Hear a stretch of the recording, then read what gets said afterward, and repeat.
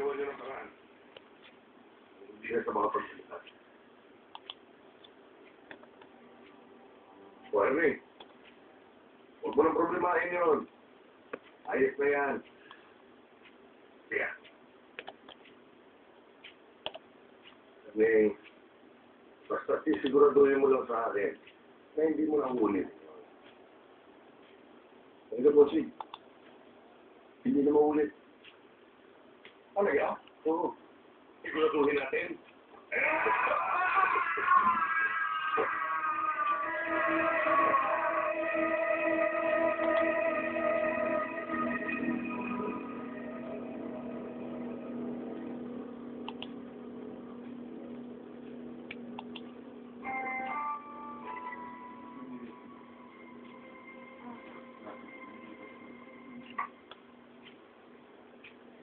Ang katangahan, kadalasan dahilan ng aksidente.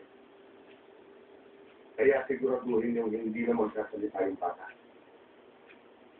At huwag kayong tatanga-tanga. Okay?